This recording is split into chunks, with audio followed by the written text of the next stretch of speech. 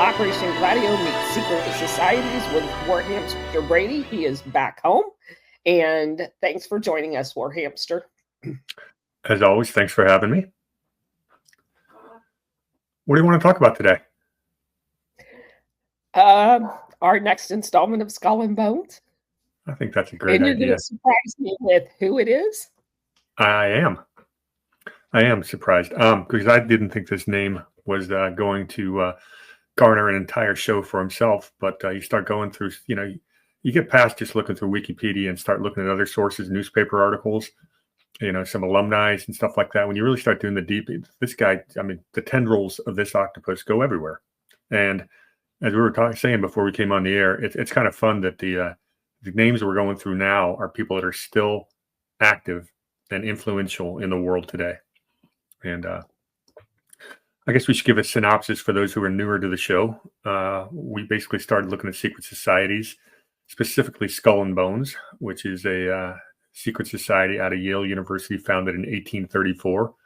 And somehow their alumni just happened to show up in the darndest places of the power, places of the corridors of power and positions of influence, whether it be diplomacy, espionage, finance, you name it. It's being in Skull and Bones seems to be the greatest springboard to basically being a part of the New World Order. And coincidentally, Skull and Bones calls themselves the Order. And we came into this with an open mind. We said we're not being a conspiracy theory because some people think it's just a fraternal organization where people network, and other people think it's an occult. Sorry about that. That's okay. Some people think it's an occult secret society that's a much, much darker. And I think what we've seen over the last umpteen weeks is that it's no coincidence that these people, they come from very small private high schools. They go to boarding schools. They go to the same, through Yale University. 15 bonesmen get tapped every year. They quite often go to Harvard Law or become Rhodes Scholars. They end up in about 4 or 5 elite institutions. And if you don't have this pedigree, you're not getting ahead. We don't live in meritocracy. It's an aristocracy. And, they've told us what they want to do with their New World Order. And we're just proving the point. We're just proving the case and documenting it.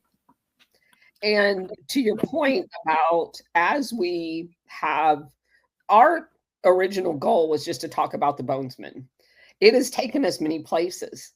It has taken us to nonprofits. It's taken us to think tanks. It's taken us to, you just met, the prep. It isn't just Yale. And people need to understand that.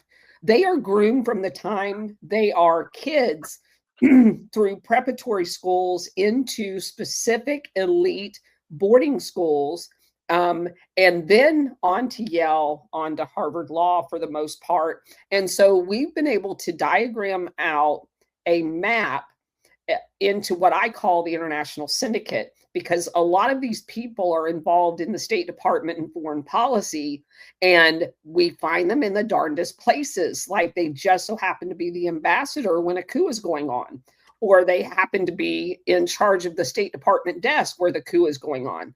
And so it has been a very interesting, Brady obviously lives right now in the Northeast, and it has been a marrying of his passion of exploring this Northeast aristocracy, and my endeavor into Operation Gladio, and just to see how extensive the overlap has been mind-blowing to me. Yeah, the one that really was I found surprising was how many of these connections or these people ended up either not necessarily the admiral or the general, but they're always the aide de camp, the gatekeeper to the military. Yes. And it's happened time and time again. And so you really realize it can't be accidental. It's got to be strategic. And you start thinking about it. You start looking at, okay, what's the strategy? Well, we want to control the world. It's basically what it is. And more importantly, tying back to Gladio and my economic research, it's about control of the resources. It always has been. And that's a good point, to put an explanation point. as I've articulated, in government, it's the chief of staff of like the secretary level. They find themselves there because these are the people that in many cases are behind the scenes. They're the names you've never heard. And as Brady just articulated, they find themselves as the aide to the general, and all they have to do is pick up the phone to their network and the general's gone. So what you end up with at the end of the day is compliant generals. Yeah, and the last point to make is these Eastern establishment blue blood aristocratic families control the educational institutions, and that's really where they recruit. It's where they groom, and it's all the way through the boarding high schools. The same people control the funding. And that's why it's so fascinating to watch President Trump's current little tiff with Harvard University with their multi-billion-dollar endowment, and this is a big deal. And so, to that point, we met on that crossroad too. So, what my research was telling me is the CIA extensively uses the university system to groom and then recruit both foreign and domestic agents. So the foreigners, they will create scholarships through these think tanks to bring foreigners over here so they can go back and commit treason in their country. And domestically, it is not unusual to find someone that's actually affiliated with the CIA sitting as a dean or sitting as professors doing the recruiting for the CIA, and not just as agents, as undercover people to work in other industries like banking, like PepsiCo, and in days gone by, ITT. All of these companies had these people scattered throughout them, and it has just been an amazing adventure.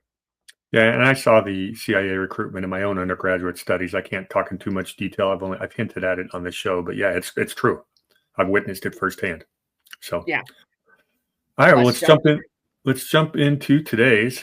Shall we say villain, or just I'll let the crowd decide. Okay. This is a gentleman by the name of John Howard Francis Shattuck. You got the picture there?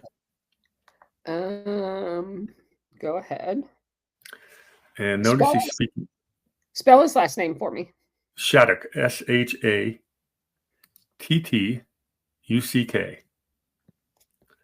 Oh, I recognize that name. Okay. Okay. Well, I recognized it, but I didn't really understand what I was recognizing until I really started going. Look at the podium he's on, because we'll get back to that. CEU. But don't jump ahead. Okay, I will not. All right. So why is Mr. Shattuck important? Well, he's Skull and Bonesman class of 1965. He is known as an international legal scholar and a human rights leader. If you go to his wiki page, that's the first thing you see. There's a lot more to him than that. Mr. Shattuck is born in 1943 in New York City. I went to the genealogical sites and could not find direct ties to the Shattuck family of Massachusetts, one of the oldest families. I think we're going to see that he probably is related, but that just isn't documented very well. The Shattuck family is very famous. John Shattuck, born 1647 to 1675, was in Watertown, Massachusetts, was part of the original Massachusetts Bay Colony. His son, John Shattuck Jr., born in 1666, was actually killed by Indians, moved his family to a place called Groton, which is also where one of the prep schools we talked about, the Groton School, is. Yeah, he was the biggest. Yeah, they were the biggest landowners in Groton. Interestingly enough, his mother was Ruth Whitney of the Whitney family, which we've talked about ad nauseum. They've got about 6 connections to the Bonesmen with the Whitneys. Wow. So this is old family. There's also another John Shattuck, born in 1736, from Groton. He was a captain in the Revolutionary War. He's one of the people that marched when they at Lexington and Concord. He was at the siege of Boston, and he was one of the leaders of Shays' Rebellion. So very old family. Wow. And I went and visited Lexington and Concord last year and did the march. So that was a great day. If you ever get in the Boston area, you must go see that. So Mr. Shattuck, he went to something called the St. Paul's School in Concord, New Hampshire, about a stone's throw that direction from me where I'm sitting. Well, who's the St. Paul School? Let's just take a look at it real quick. I got a nice little picture of it. Another one of our boarding schools. Because it comes up, it's like the number 2. Yeah. And here's its website. Welcome, you belong. One fully residential community, a world of possibility. It is a community built for learners. And it's founded in 1856. 100% boarding school, 539 students, 113 teachers. That's like a 4-to-1 ratio or 5-to-1. It's not bad. They talked about the community. Nothing too exciting on the website, okay? Okay. But it's a beautiful campus. Okay, so let's talk a little bit about this school because it's a private boarding school, one of the most elite ones, and you would imagine you'd have a few famous alumni, would you not? Yes. The founder was a future dean of Harvard's med school by the name of George HF Shattuck. Same last name, founded the school. Okay. Wow. That's what I'm saying. He's probably connected. When Shattuck founded the school in 1856, he hoped it would educate the sons of other wealthy inhabitants of large cities. So it was elitist by definition. It's affiliated with the Episcopal Church, of course. Episcopal Church, very closely related to the Anglican Church. Very Puritan back in the day. And we've talked a lot about Puritans. If you don't, they will shun you from society if you do not act exactly as they expect you to, and don't know. You better know your place. All right. So the St. Paul's School, SPS, is initially run by 2 brothers by the last name of Coit. They're both Anglophiles. They loved England. And to the extent that they wanted to eliminate baseball at the school and play cricket instead. The school has a financial endowment of $760 million. It comes out to about $440,000 per student, which is second of all the private schools behind Exeter, with Andover and Hotchkiss being third and fourth. We just talked about Andover last week. Exeter's that's its sister school, the other Phillips school.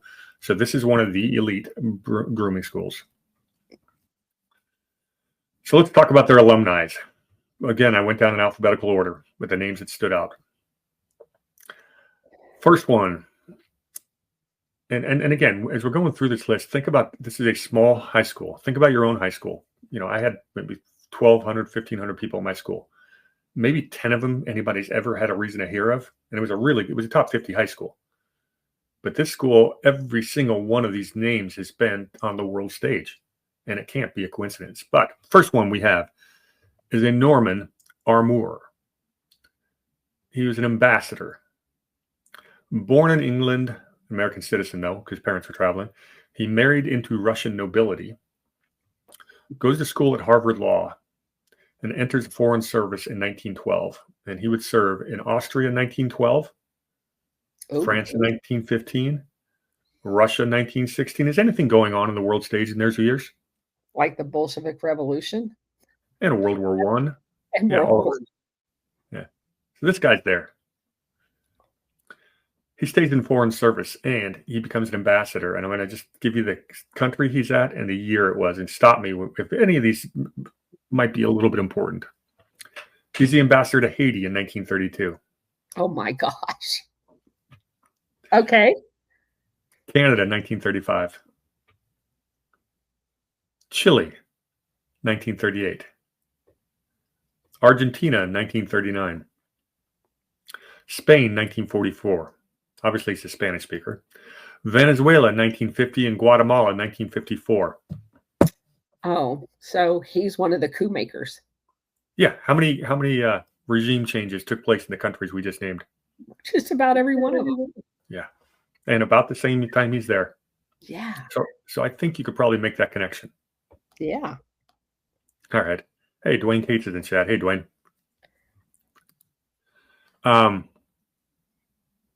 Next name I have for you. How about John Jacob Astor IV? Oh my gosh. Richest man in the world at one point, who went down on the Titanic. I don't think we need to go into too much detail about Astor. It's kind of a household name. But you want to talk about an elite boarding school. But wasn't he one of the 3 holdouts to the Fed? Yep. Yeah. She's referring to when they were, well, at Jekyll Island. Yeah, I can go off on that forever. That's kind of where my whole just leave it at that. He was one of the 3 rich guys that refused to support the creation of a central bank in the United States, and they killed him. And it just so happened that 3 of the people who were supposed to be on that voyage that supported the central bank had tickets and ended up not making the voyage at the last minute. Yeah. Conspiracy theories abound. All right, next name I have for you is a Matthew Barzoon. He's more recent. He was an ambassador to the United Kingdom. Big fundraiser for Obama. He's involved with the CNET networks. CNET. Yeah. He's a Harvard guy. And interestingly enough, out of college, he interned for a gentleman, Skull and Bones' own John Kerry. Oh my gosh. Yeah. Again, this school is literally less than an hour drive from me. I should go by there and take some pictures. Yes. All right. Interesting connection there. An Anthony Joseph Drexel Biddle Jr. Wow. Why is he important? That last name Biddle. Should probably share this. He's the great grandson of the banker, second Bank of the United States, Nicholas Biddle. Let's say we share a picture of Nicholas and share his quote. Okay. When Jackson wanted to end the second Bank of the United States, Biddle was his enemy. And oops, that's the wrong screen. Hang on. Here it is. Biddle and Jackson were heated rivals. And here's his quote from Nicholas Biddle. Nothing but widespread suffering will produce any effect on Congress. Our only safety is in pursuing a steady course of firm restriction. And I have no doubt that such a course will ultimately lead to the restoration of the currency and the recharter of the bank. So, in other words, they're going to institute suffering until you relent. Yeah, they squeezed credit to show basically to force Andrew Jackson's hand so that they would renew the charter. And and he almost won. That's how powerful the banker was. This is Nicholas Biddle, the great-great-grandfather of this kid, who obviously the Biddles stay pretty prominent. Economic warfare. Absolutely. Biddle was basically a Hamilton disciple. What did Anthony Joseph Drexel Biddle Jr. do? Well, he was the ambassador to multiple European governments in exile during World War II. So anywhere that the Nazis had invaded, the governments, they'd held a government in exile in some neutral site. Biddle was the U.S. ambassador to all of the governments in exile. So pretty important position. So he would have been responsible for coordinating the relocation of all the Nazis. Yeah, he could have been involved in that. It's entirely possible. He would have been, because every one of those countries ended up with some of the Nazis. That's it. Yeah, I think your conjecture is good. I didn't make the connection. Yeah, well, I'm reading a book about it right now. And that's exactly what happened. That guy's name's not mentioned in there, but he would have to, because they're talking about all of the exiled governments and how they all worked together to coordinate who they were taking. Yeah, even then, the State Department was working hand in hand with the OSS. Yes. They weren't married like the State Department, the CIA is now, but you were the ambassador. Everything's going through the State Department. Well, there's a reason why the OSS was recruited from lawyers of top law firms, banks of the top banks, because all of these people are in it, and that's what constituted the OSS. Well, yeah, in the post-war rules-based order, it was basically just an economic legal document. It was all about trade, and it was banking. It was, the creation of the World Bank and how everyone's on the the hegemonic dollar system. So so it makes perfect sense that if they're going to do economic warfare, then they set up the economic warfare mechanisms at the end of World War II. And oh, by the way, it just happens to be in the same family. Or one of them. All right. Who do we got here? Next name. Oh, here's one you know. Archibald Cox. Yeah. He's a class of 1930. He's now, if everybody wants to know, he was the Watergate special prosecutor that was appointed by none other than Elliot Richardson, the former Attorney General of Massachusetts, who my father-in-law used to work for. So Elliot Richardson is a really, really fantastic guy, or interesting to say the least. I think a straight shooter. Archibald Cox was famously fired by Nixon in what's called the Saturday Night Massacre, and that really led to Nixon's downfall when he fired his own prosecutor. And that's the leverage they were trying to use against Trump the whole time. Is he going to fire Mueller? And that really was what they were trying to get, as another Saturday Night Massacre, so they'd have a reason to force Trump out like they did to Nixon. That's Mr. Archibald Cox. Same school. Think we should have some royalty? How about the Baron Eden of Winton, the British Lord Baron? How about some more royalty? How about James Rudolph Garfield, who's the son of President Garfield, James Garfield? Wow. Yeah, a little bit of royalty going to this school. Here's a fun one. There's a gentleman by the name of Archibald Gracie IV. Why do we know him? Well, he was one of the survivors of the Titanic. How do you get two people from one high school on the Titanic? All right. You wrote a book about it. That's one of the more famous Titanic survivor books. That's Gracie, but he died like 6 months, or like 9 months after he actually survived it. So here's a current guy, Frank Tracy Griswold III, who is the current bishop of the Episcopal Church nationwide. Wow. From this, yeah. Here's a big name, William Randolph Hearst. Wow. Yeah. Did not graduate, but he went there. So Hearst is interesting. You look at his career as a newspaper publisher, the big one, a very big one. I mean, Hearst Castle is just the most amazing piece of architecture in America, I think. He started out in the 1910s. He's a total progressive. He's basically the progressive era from like 1900 to 1920. Yeah, that's when the Hearst was really doing his yellow journalism. Changes his mind after World War I and becomes more of an isolationist.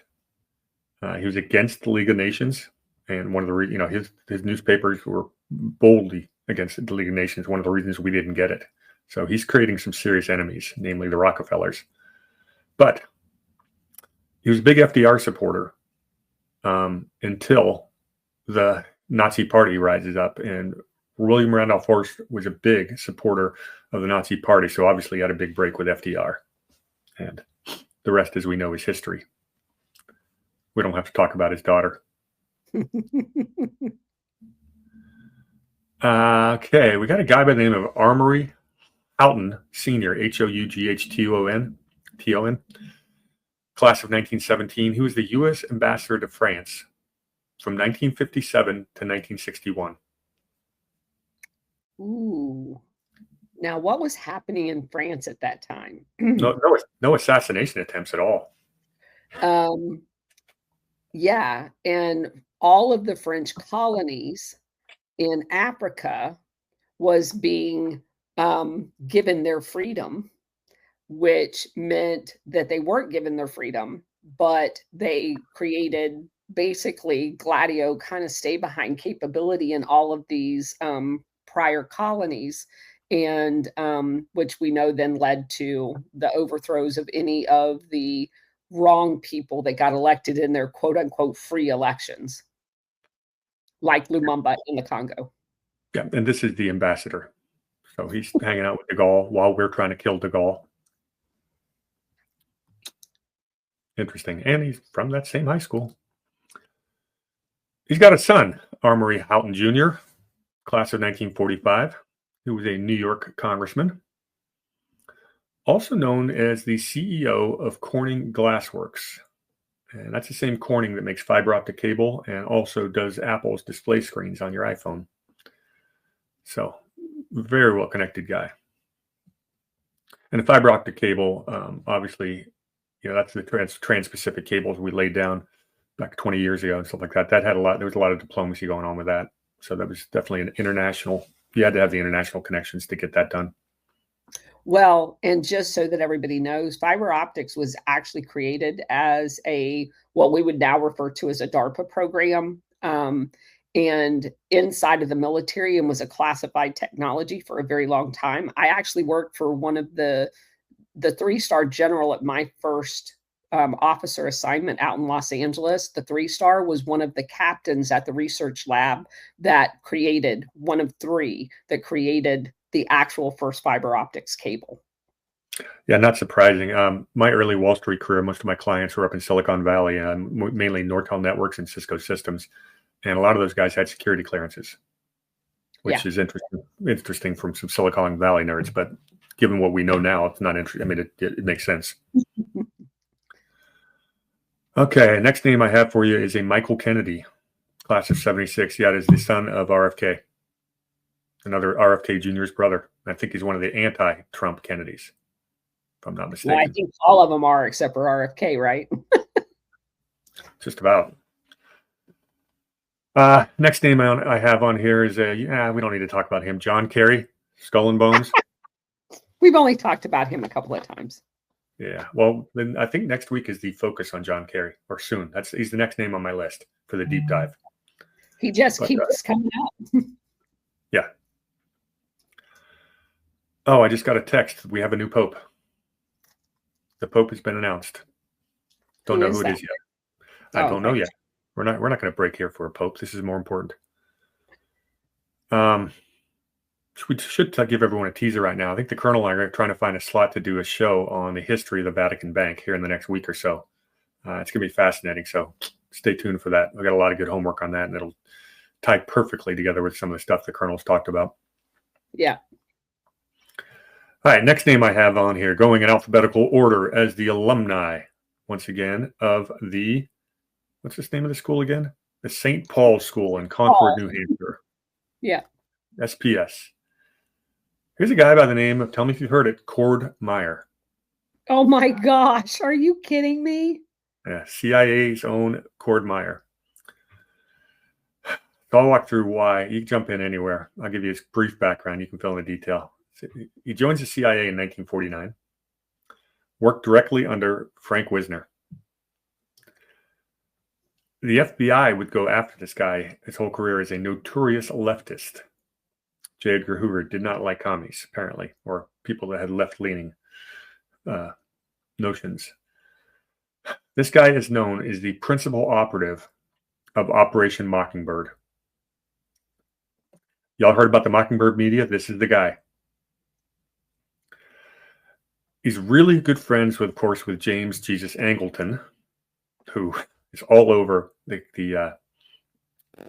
JFK assassination.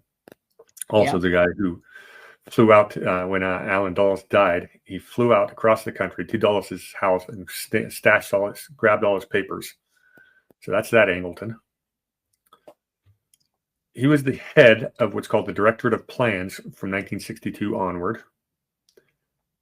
He becomes the station chief in London, 1973 and 76, which means our direct liaison with MI6 in the 70s. Let's see. A lot of people thought that he might have been Deep Throat, the person feeding Woodward and Bernstein the information in Watergate. Apparently, he was not. That came out later. And the E. Howard Hunt Confessions names him as one of the plotters of the JFK assassination. You want to add anything? Yeah, go ahead. I just want to clarify, because the Office of Policy sounds so innocuous as far as, it's just policy. No, that's the actual office that planned all of the covert actions. So this guy was front and center in all of that planning. He also was married to a very interesting woman who I was trying to find her name. Mary.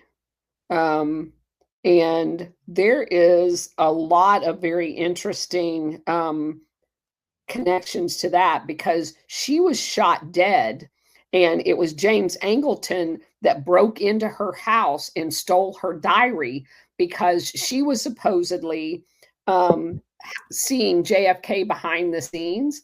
But a lot of people think that that was a rumor and that it wasn't actually happening. And that was all documented in her diary, but they were using that after JFK was assassinated. They put out all of these rumors, to lessen the effect of him being the, prince and all of that other stuff.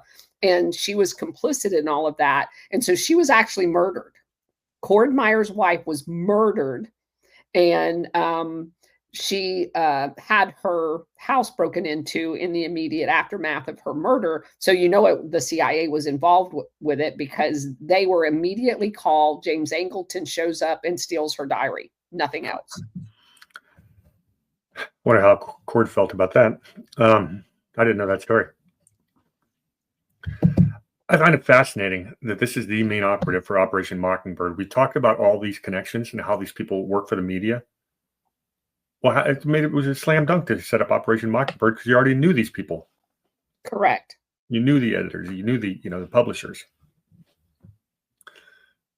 So that's kind of an important connection. Yeah. Next name. I got William Moore, class of 1933. Oh, he was just the president and the chairman of Bankers Trust. Oh my gosh. We've had 6 different bonesmen attached to Bankers Trust already? Yes. This is another alumni from one of the bonesman feeding ground schools. Next name. Oh, how about J.P. Morgan Jr.? Talk about royalty. Talk about banking. He was class of 1884. Here's a fun one. We've talked about a few times. Class of 1962. How about Robert Mueller? Yeah, same Bob Mueller that investigated President Trump, former head of the FBI. High school teammate and lacrosse teammate of John Kerry. We talked about this when we were doing the BCCI series. Yep. John Kerry was on one side of the investigation of BCCI, and Bob Mueller was on the other. Or Bob Mueller was Stonewall and Kerry, or vice versa. They were high school teammates at this elite private boarding school.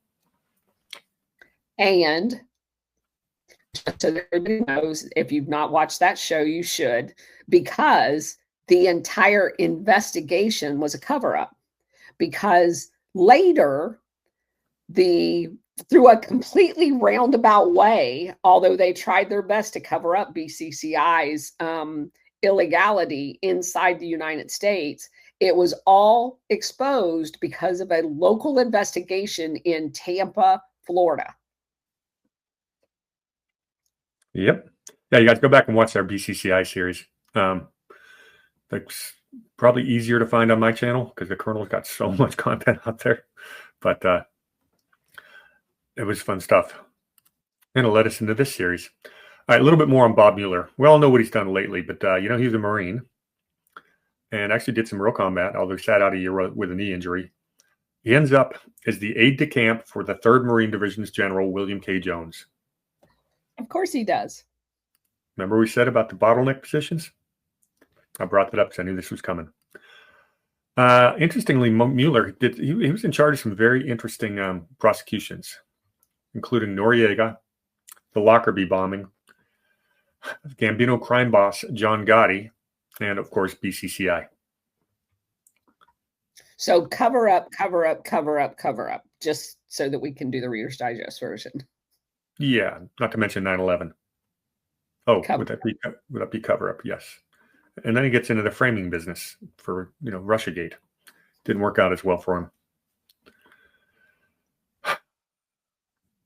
Next name we have Judd Nelson, class of 1978 from The Breakfast Club. How many Hollywood connections do we get? Guy by the name of Peter Pennoyer. You haven't heard of him. Class 1975. I brought him up because he's the great-grandson of J.P. Morgan. Keep it in the family. We have a Lewis Thompson Preston, class of 1944. All he ever did was the president of the World Bank.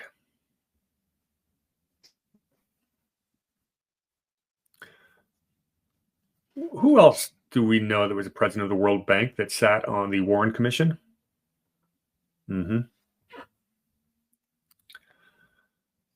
Okay. For those who don't know, I mean, talk about the World Bank. That is basically almost at the epicenter of how we control foreign nations. We get them into these trade deals indebted to the World Bank. That way we can control their politicians. If they get out of line, then the CIA, open societies get involved. Next thing you know, Operation Gladio is there and we have regime change. But it really does start at the World Bank level. So that's kind of right. And we've made this point often enough. The three thrones of power is political, economic, and military. And they will try politics, then they resort to economic warfare, and then they resort to military, which is covert and then overt. But the political piece of it's key, and we don't talk about that a lot. But it's not coincidental that the Taiwanese, after the CIA set up that government, had the political warfare cadre to teach people how to conduct political warfare. The World Bank is at the epicenter of the economic warfare. And then, of course, the intelligence agencies are at the epicenter of the military warfare piece of this. Yeah, the very first two videos I ever did were on the Bank of International Settlements and the history of money in banking. And I did that for a reason. You go all the way back to the beginning of my channel, you'll see the BIS one, Bank of International Settlements. And those were the first two times I ever spoke live, did a live presentation and filmed it. So that's how I got my career started, was talking about that stuff. Well, this career, I should say. Can you really call it a career when you got fewer than 5,000 followers? It's not quite a career yet, huh? No, you can call it a career because the stuff that you are putting out there is very hard hitting. And like myself, it tends to be avoided at all costs, because once you understand what we understand, you never see the world the same again. And they do not want that. Yeah. It's almost hard to have a conversation with someone who's plugged into the mainstream worldview, because you just want to correct them the whole time. Instead, I just get this grin on my face. But all right, continuing. Where was I? President of the World Bank. We've got a Jonathan Reckford, class of 1980. He just happens to be the CEO of the Habitat for Humanity. And you're going to see, we've seen this over and over and over again. Every one of these green initiatives comes from something that's connected to the Rockefellers or Skull and Bones, or you name it. I mean, it really is connected. It is a elitist, Hegelian, concocted narrative. It is a false. Keeps them scared so you can seize more power. That is what this has always been about. And what we always talk about is about resource. They want to, basically throw us in a 15-minute city so they can have all the resources. That's why they have their people in all these different NGOs pushing this whole green scam. And I'm sorry if you haven't watched me before, I do not believe in climate change. Sorry, guys. If that offends you, you're probably watching the wrong channel. Yep. So this guy's the CEO of Habitat for Humanity. Next guy we have is a Whitelaw Reid Jr., class of 1931. He was the chairman of the New York Herald Tribune, Mockingbird again. And, of course, he was the chairman of something called the Fresh Air Fund, another environmentalist group. And that's like the 20th time we've seen that. Oh, a little more royalty. Someone by the name of Edmund Maurice Burke Roche. He's the fourth Baron of something called Fermoy. Figured I'd throw it in there. Here's a fun one. A Charles Scribner III, class of 1909. He's the president and publisher of Charles Scribner Sons. And that is one of America's biggest publishers. I brought that. I think that's an interesting connection, because we've talked when we did a show ages ago about Robert Maxwell. Robert Maxwell. Thank you. who at one point in time, was buying up almost every publishing company in America. And what, he had like 55% market share on peer-reviewed journals. Yeah, so this guy was involved in that too. And Which Scribner, is another facet of the Mockingbird media, because if you can control what goes out in print in books, we already know about the CIA actually writing books and then putting someone's name in as the author that didn't actually write the book. This is a way that they control what people have access to. and more importantly, what they don't have access to. If you wrote a book right now, do you think the major publishing houses would take it? I don't think No. either one of our. I think we'd both be self-published. I don't think Scribner's and Sons would publish us, even if everything was, document, bookmark, you name it. We couldn't get published. No. So it is a gatekeeper position. All right, next name I have on here is someone named Lockhart Steele, class of 1992. He's the former editorial director of Vox Media. Mockingbird. About as far left as it gets. More royalty. William Howard Taft IV, class of 1962, comes from a long family history of skull and bonesmen. Grandfather was president of the United States, the only man to ever be the president of the United States and a Supreme Court justice. And one of his descendants goes here. Taft IV was also the U.S. Deputy Secretary of Defense and our ambassador to NATO. Operation Gladio. So you don't get those positions unless you're connected and they have some ability to control you. They know you can be trusted. Correct. Not to spill the real secrets. We got a William Davis Taylor, class of 1950, publisher, Boston Globe. Mockingbird. Starting to see a pattern. Yeah. Yeah, it's a big country with a lot of good high schools. They can't all come from one or two or three, but apparently they do. We've got a Gary Trudeau, class of 1966. Yes, the Doonesbury cartoonist. Political satirist extraordinaire. Laughing at Elwood in the chat. He's shocked, just shocked. We've had 4 Vanderbilts. Yes, one of the most powerful families in history. Oh, how about someone else we've mentioned before? Sheldon Whitehouse. Oh my gosh. We talked about Whitehouse before. And that's because his father, father or grandfather, Charles Sheldon Whitehouse, was I've got him right here, bonesman, I believe, class of 1947, and he's the father of another Sheldon Whitehouse. The Whitehouses have been around for a while. Family ties to Tsar Nicholas II of Russia. There's all kinds of fun. And we talked about him in light of their role and their monopoly on power in Rhode Island, which, for those of you who may have missed that show, Rhode Island, which you have Newport, which is where all of the money was. If you guys never been to Newport, Rhode Island, you have to go. Driving around that place is amazing. And it's just crazy. Everybody that you've mentioned here has a house in Newport, Rhode Island, like the Vanderbilts and all of them. It's just an amazing, amazing place. 2 summers ago, we went there and walked through all of the museums they call their house. It was just crazy. Yeah, we're actually going to take a trip down to Rhode Island here in the next few weeks. So I will take some good pictures and share those. Yeah. That's actually on our itinerary. We were just talking about that the other day. And understand that anybody that's a politician from Rhode Island is controlled by those people. Oh, yeah. And Sheldon Whitehouse classifies. But his father, Sheldon, just a reminder, joined the CIA in 1947, served in the Congo, Turkey, Belgium, Cambodia, then joins the State Department, so he's still in the CIA. He was the Congo's desk officer in 1959. He was assigned to Vietnam in the early 70s, deputy ambassador in 1972. He was a 73 ambassador to Laos, and then became the ambassador to Thailand.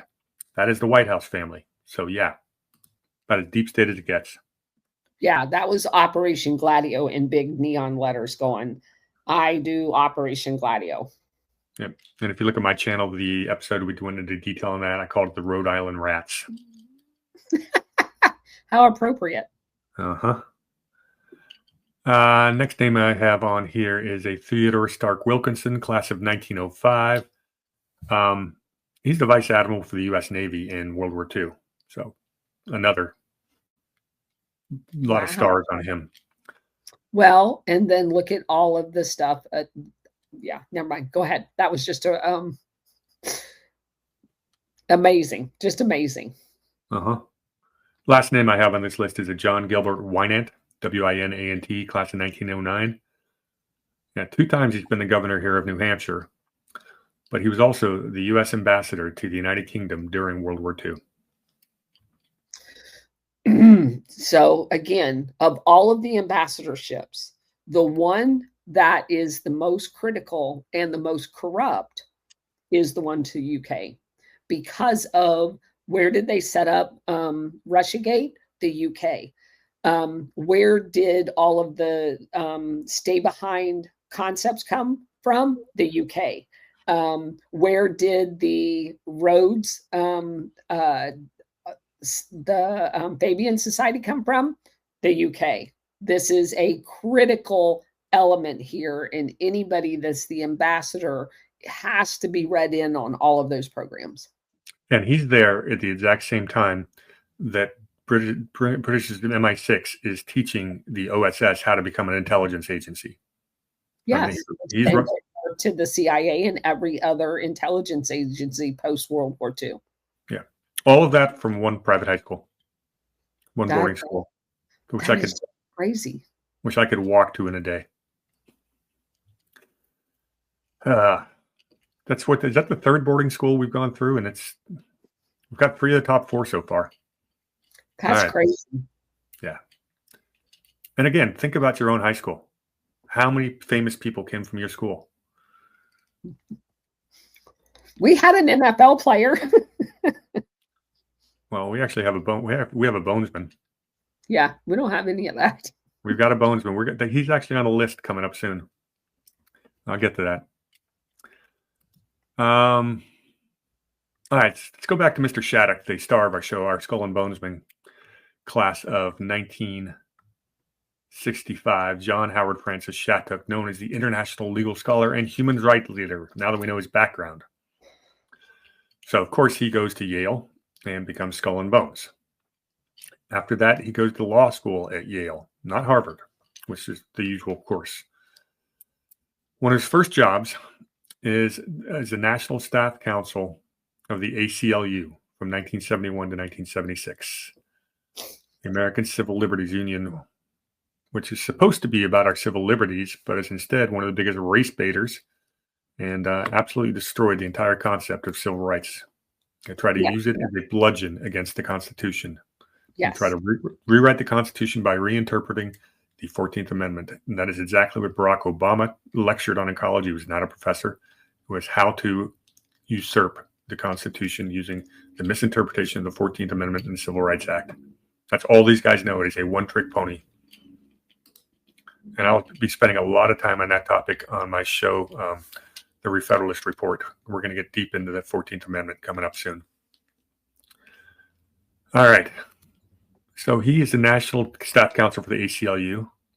Then he becomes the Executive Director of ACLU's Washington office. That's the political office. This is the guy, Skull and Bonesman, running that.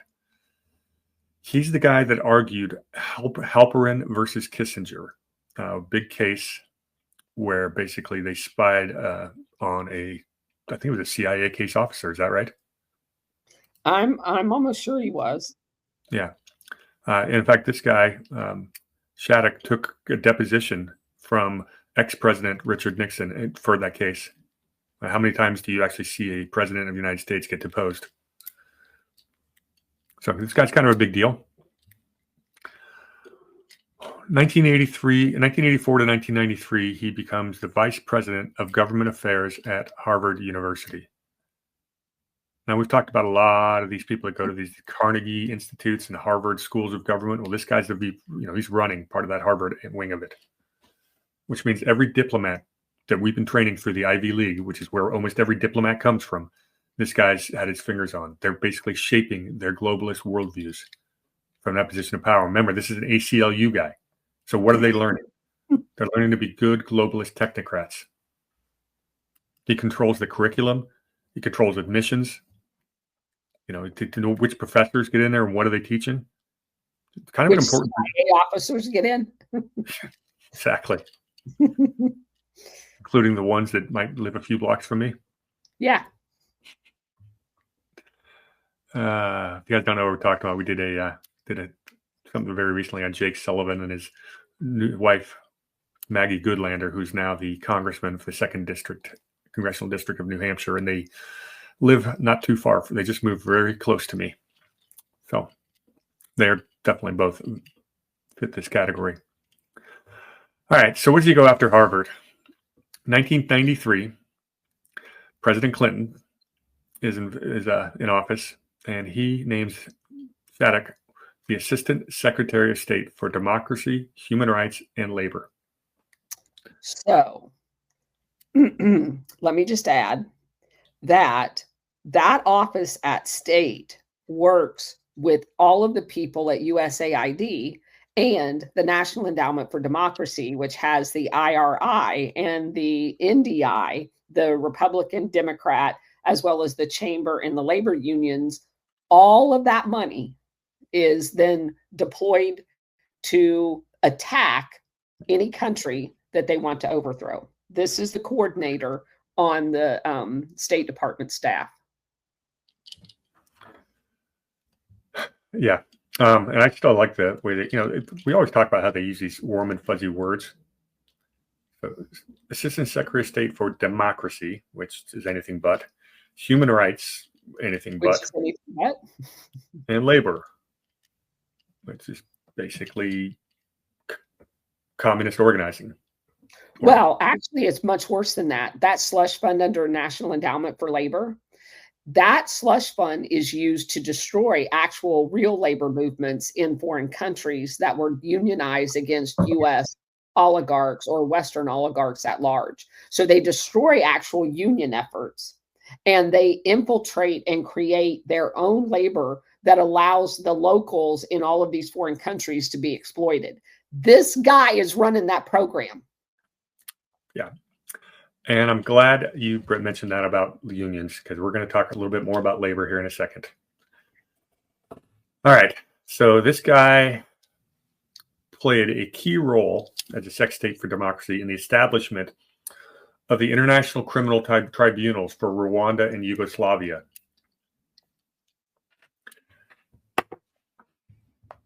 They were show trials. Exactly. They were just about as legitimate as the Nuremberg trials.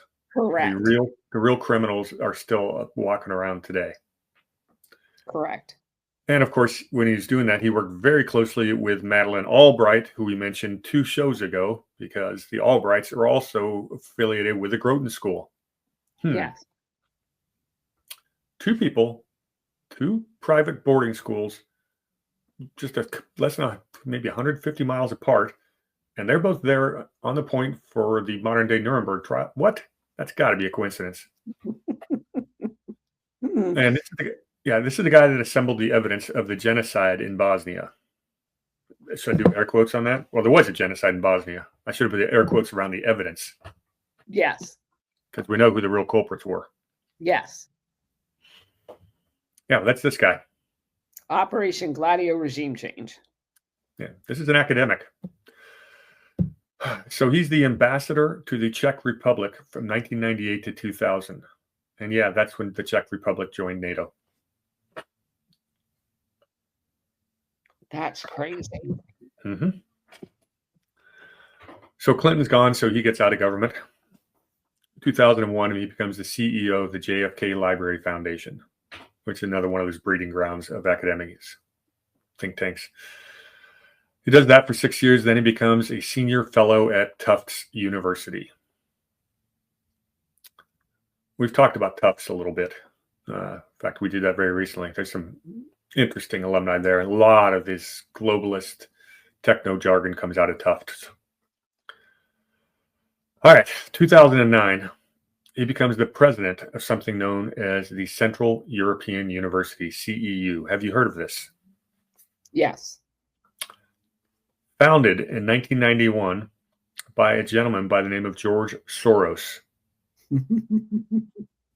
Yeah, this guy's a professor, or is the president of Soros's university. Yep. Let's talk about CEU a little bit because it's important. It's founded in 1991. They promote what's open societies. So it's on their motto, talking about open societies.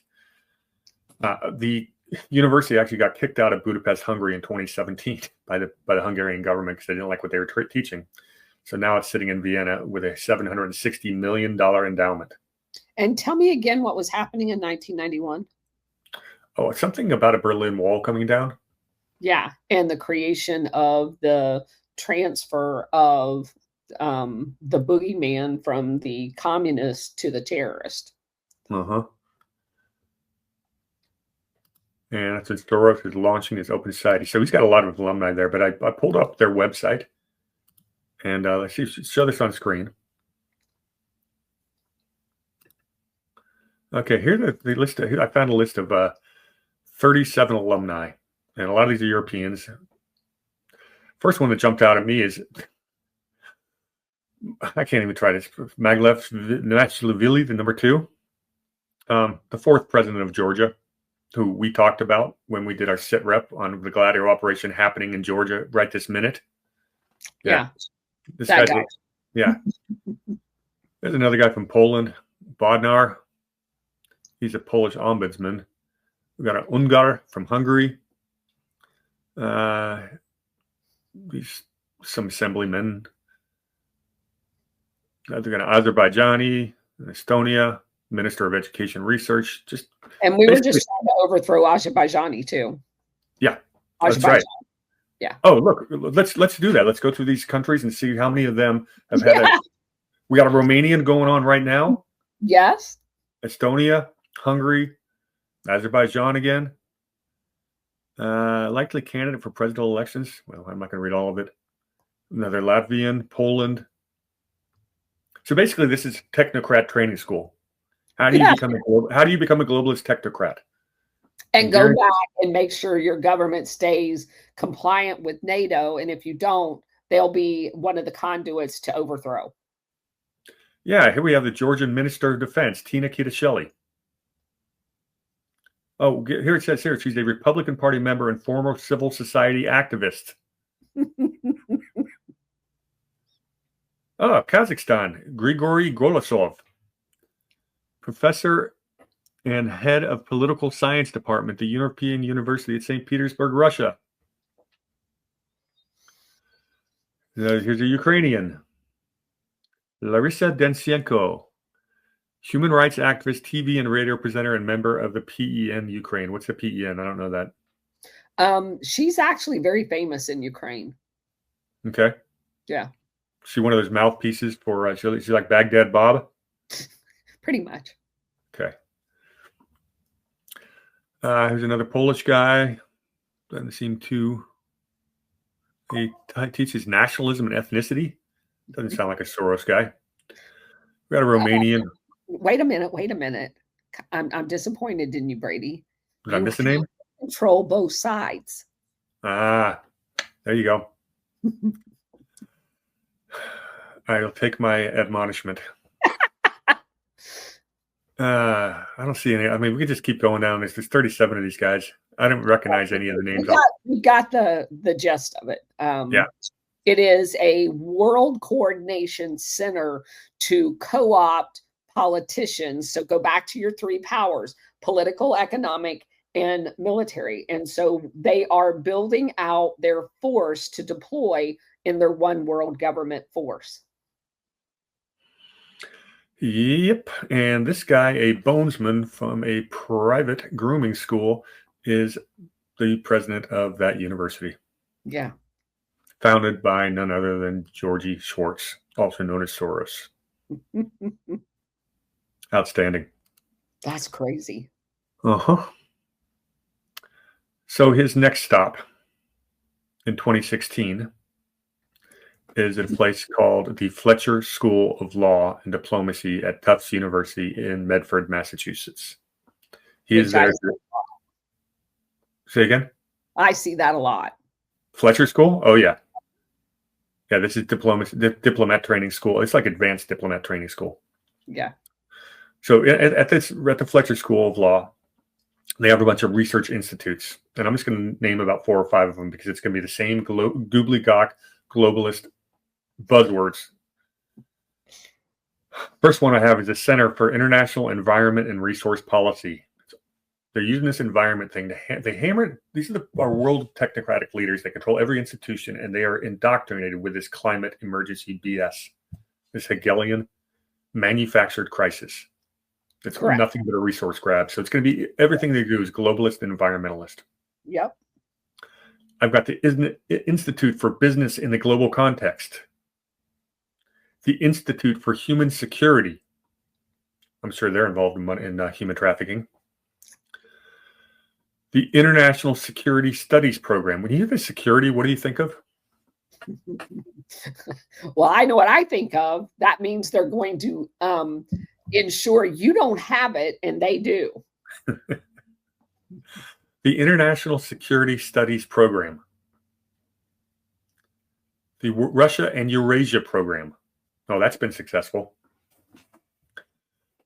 And, of course, the World Peace Foundation. Which would be better named as the World War Program. Yes. So these people spend billions of dollars, have all these endowments. They have the best students go to all of these fancy Ivy League schools and beyond. And they're all working for world peace. And we've got the world that's just absolutely a mess. They're not doing a very good job, apparently. It's almost like it's not really their goal. Almost. Who'd thunk? All right, so let's talk about their faculty at this Tufts University, this Fletcher School, because there's a couple names that really jump off. And I didn't get to go all the way through it. We don't have to, but it's the second name or third name I really want to talk about. First name is Joyce Alowak, who's just the judge of the International Criminal Court in The Hague. This is the faculty of this school, where this guy's the dean or professor. We have a Carlos Alvarado Quesada, just the 48th president of Costa Rica, used to teach there. So now we got presidents of foreign countries being groomed alongside of our spooks. Yeah, that makes a lot of sense, doesn't it? Yes. Well, Costa Rica especially, because Costa Rica was used instrumentally to launch attacks into Honduras, Guatemala, and now Nicaragua. So yes, it does matter that we have him under control because we use his borderland to attack everybody in that area. Excellent. The third name jumped off the page at me. I want to spend some time on her. And there's a reason for it. It's a little bit off her topic, but it still circles back to everything we're talking about. I'll make it make sense at the end. Okay. Her name is Antonia Chayes, Chayes, and she's Associate Dean at the Fletcher School. Antonia was a former U.S. Undersecretary of the Air Force from 1977 to 79. Now, if you look at her background, you're going to wonder what the heck she's doing as an Undersecretary for the Air Force. She got out of college and joined the JFK White House in 1961 as like a staffer. She becomes the social science advisor to the National Institute of Mental Health. Then she becomes the director of the Model Cities program. Sounds a little like the 15-minute city, all that kind of stuff, the Model Cities program. Yes, that's exactly what it sounds like. Well, it's worse. It's part of LBJ's Great Society and War on Poverty, which basically created a bifactored society and more poverty. Correct. That was designed. It's a brand new program for House of HUD, Urban Development. But how we got the Model Cities program is interesting. And that's where I'm going to divert a little bit and try to bring it back. The idea for the Model Cities program was presented in an off-the-record meeting with LBJ by a guy by the name of Walter Reuther. Are you familiar with it? Reuther, yeah, yeah. He's Well, the big union. uh, Yeah, yeah, yeah. Go ahead. remember we mentioned labor earlier? Yeah. All right, Walter Reuther. We're just going to talk a little bit about him because he's a scoundrel. He's the guy that pretty much built the United Auto Workers from the ground up. Without Reuther, there is no UAW, which means, of course, he's got all kinds of fun little connections. He is responsible for pounding or being a huge proponent of the following ideas that you might hear about today: social justice, women's rights, universal health care, affordable housing, environmental stewardship, nuclear non-proliferation, which I actually agree with. This is what he's been using the UAW platform to push for decades, or he did for decades and decades and decades. And that's the modern progressive left's basic platform. And it does come from Marxist ideology, all of it. It also came across with the Fabian socialists. A lot of that stuff is Fabianist. So how do you get Marxists and Fabians? Yeah, well, that's because all of the isms pretty much rhyme. It's all about power. So his belief was in a Swedish-style social democracy. It's what he wanted for America. He's a big believer in nonviolent civil disobedience, which we see, like nonviolence. He co-founded the AFL-CIO in 1955 with George Meany. So this guy is pretty much one of the royalty of labor, or which I don't even want to call it the labor movement. It's the false labor movement. He is such an influential Democratic insider that JFK sent him to Cuba after the Bay of Pigs to negotiate the prisoner exchange with Castro. It's auto union guy. Big supporter of the Civil Rights Act of 64, the Voting Rights Act of 65. Big supporter of Medicare and Medicaid. Those don't pass without the UAW support. And of course, he's a big supporter of the Fair Housing Act, which was anything but fair. So a lot of these social programs can be pinned on this guy, whose program, the Model Cities program, Antonia Chase, who's a dean that teaches where our bonesman is the professor. A little bit more on Mr. Reuther. He actually marched with MLK in Selma, Birmingham, Montgomery, and Jackson. And he's the guy who was on stage right before Martin Luther King gave his I Have a Dream speech. He is a board member of the NAACP, had a prominent role in the founding of Earth Day, more environmentalists, and Time Magazine calls him one of the 100 most influential people of the 20th century. Which is true. Yeah, probably is. Time Magazine, of course, founded by none other than a bonesman. Yeah, and controlled by the CIA. Barry Goldwater had a great quote about him. He said, Reuther was more dangerous to our country than Sputnik or anything Soviet Russia might do. You want to know the first four cities that were part of the Model Cities program? Sure. Detroit, Oakland, Newark, and Camden. And how's that working out? All four absolute failures and slums. Which I would argue that was their purpose. Yeah. So how do you destroy cities? By allowing one of these people to do some experiment on them. Yep.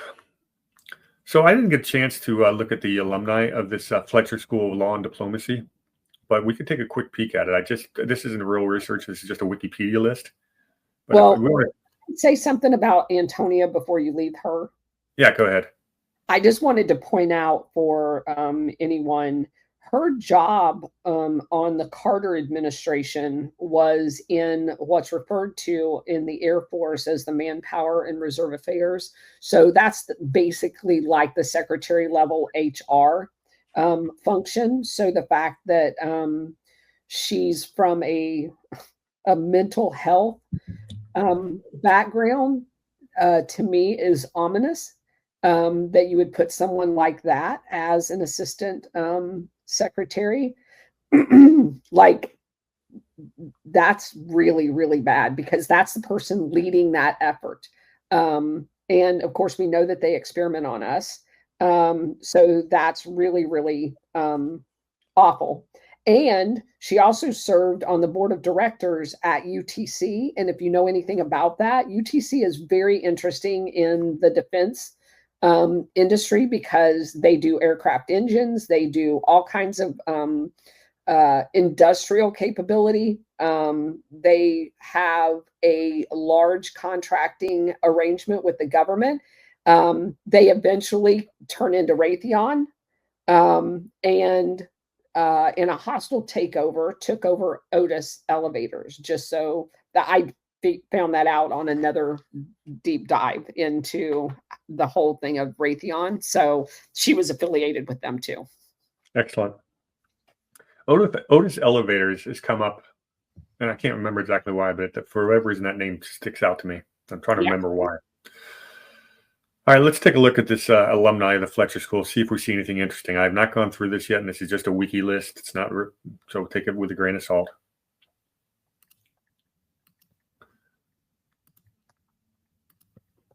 All right, that's faculty. I want alumni. Hang on, where's alumni? Add it up. Give me a second. List of Fletcher School of Law and Diplomacy alumni. That's what it's under on Wikipedia. Right here. Okay. Stop me if you see any names that sound familiar. A lot of Bangladesh. What's that? The Bangladeshi ambassador to the U.S. and member of the executive board of UNESCO. UNESCO, it plays a major part in Operation Gladio. Yeah, that's 2 Bangladeshis in a row. And what just happened in Bangladesh? Another coup. Yeah, and they're also saber rattling against Modi, who we know they want to get rid of. Oh, and look, there's one from the Overseas Private Investment Corporation. That's one of your favorite. Oh, and was the former director, the U.S. director of the African Development Bank, which is used to financially strap African countries. See this? What I highlighted, the Blackstone Africa Infrastructure LP. Yeah. Remember that? Remember that name, Blackstone. We're going to come up. We're going to be talking about that in a few weeks. Okay. Ambassador to Brunei. Judge of the International Criminal Court. U.S. Ambassador to the Yemen and Kuwait, Barbara Bodine. A women's national movement in Georgia. We were just talking about that. Oh, and the former Assistant Secretary of State for and U.S. Ambassador to Azerbaijan. And Azerbaijan comes up a lot because of the oil. And the focus, the U.S. has had lots of oil concessions, primarily through Standard Oil in Azerbaijan. How about the president of the UN General Assembly? Chaudhry. That's important. Bangladeshi. Another Bangladeshi.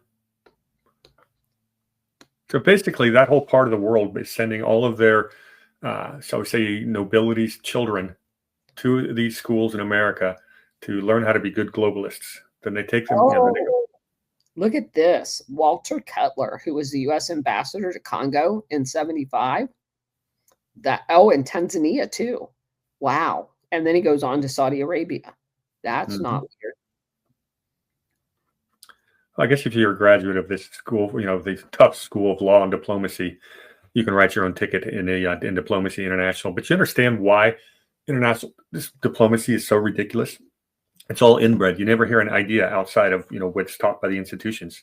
An outsider like a Trump, there's a reason the entire system is rebelled against Trump, because everybody in every single corner of our government has been brainwashed or groomed in these same private high schools, Ivy League schools, a select group of of postgraduate studies, whether it be Rhodes Scholarship or Tufts or something like that, and they all get the same groupthink, because the same foundations have been donating to these universities and high schools and telling them what to think for generations. I mean, this really is the key to understanding how the world really works. We do not have a meritocracy. We live under aristocratic rule, and that is why they are fighting so hard against every single time you see a populist rise up, whether it be populist right or populist left. Anything that's against the establishment will try to smack down, which is exactly why you get the Gladio revolutions. Yep, very well put. Bill Richardson, governor of New Mexico, ambassador to the UN. Mm-hmm. Where are you further down than I am? Yeah, I was down in international finance and energy. We skipped Evelyn Farkas. Oh, I didn't see her. Executive director of the McCain Institute. Oh my God, Farkas! You couldn't have the Ukrainian war without Farkas. That's true. Let's see, we got a few more. Marcia Evans, I've came across her a couple of times. President of the American Red Cross and the Girl Scouts of America, another grooming position.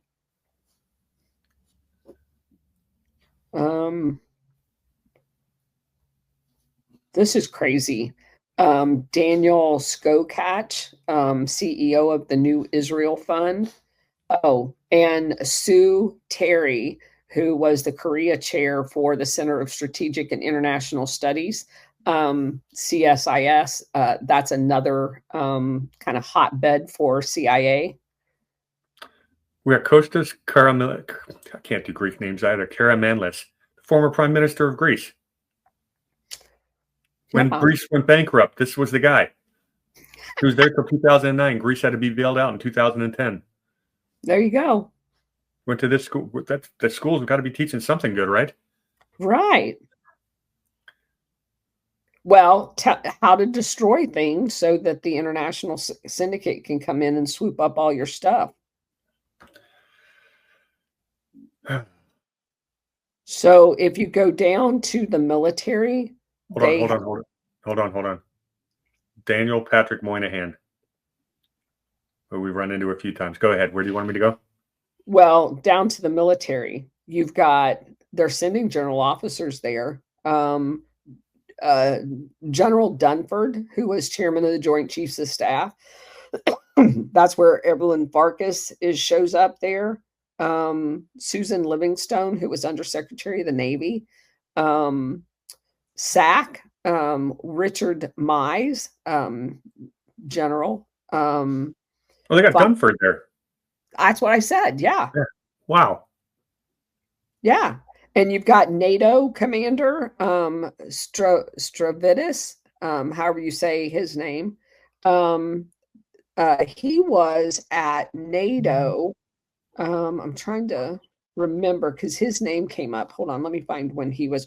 Oh, let me see where he come up. So they evidently, the military has a scholarship there. So let me find out when he was at NATO. Looks like a new pope is a Robert Prevost. Don't know who that is. Oh my gosh. This general was actually the dean of the Fletcher School. Yeah. I was just looking at that. Holy moly. You want to talk about being in the tank. Oh, look, he was the chairman of the board of trustees of the Rockefeller Foundation. Oh, of course. Holy crap. CFR member. Yeah, I knew his name from somewhere. All right, I got to break the news. We have our very first American Pope.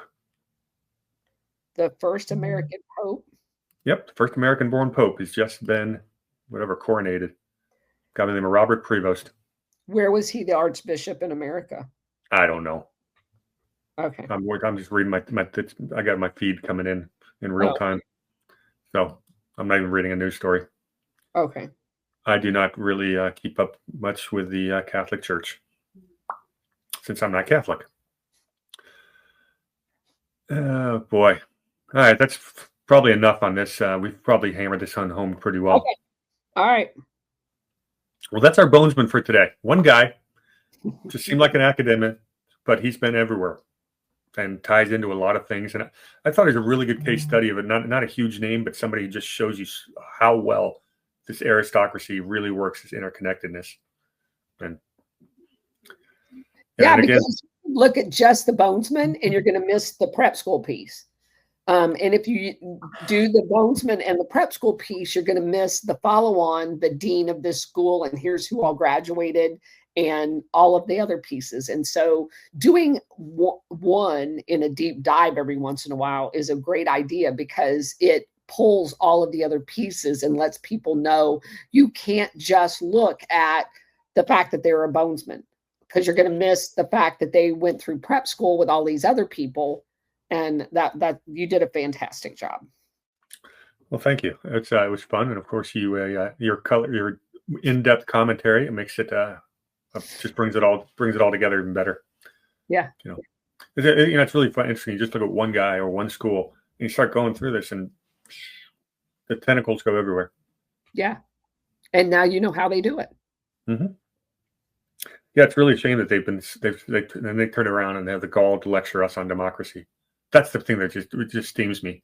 These same people, these globalists, talking about National Endowment for Democracy.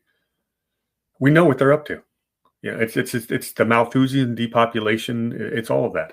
It's mercantilism. It's the same thing the ruling class has always wanted. We're not supposed to have that here in America, but they stole it from us. And I'll tell you how. I tell you when and how it happened, almost from day one. And that's what really. I just got another debate about the cause of the Civil War. And everyone goes, was it about slavery? Was it about terror? Something like that? No, really, it was about political power. And the ultimate argument from day one of the founding of our country is discussion was, how big should the government be? We know that power corrupts, and absolute power corrupts absolutely.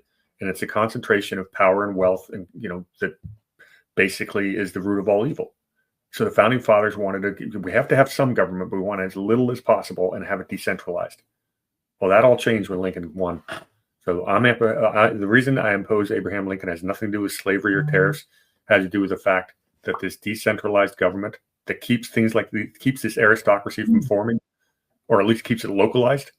He's the one that allowed it to happen. If you look at how the Republicans won in 1860, they were a minority party, but because they won and started a war and were able to nationalize the government and win, because they had the industrial base and the financial base, is the reason they beat the South.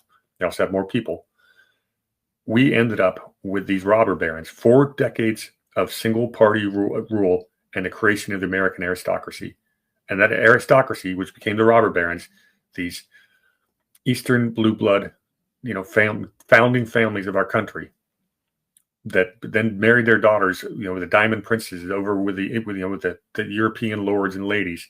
And then the Fabians came over at the exact same period of time, gave us the progressive movement. And our country looks absolutely nothing like it was supposed to. And that's why this is why I'm doing what we're doing, because this big government, this is the kind of people that want empire. They want to be able to export, exploit resources around the world. And that's why you get someone like Gladio, because you got to have this mindset that we need a way to covertly steal the resources we can no longer take overtly. And that's why this whole thing happened. So sorry, I had to get on my stand for a little bit, but rant over. All right. So look forward to an announcement when we can get in the Vatican Bank show, and we'll coordinate our calendars for that. And then otherwise, we will see you next Thursday at noon. Cheers, everyone. Take care.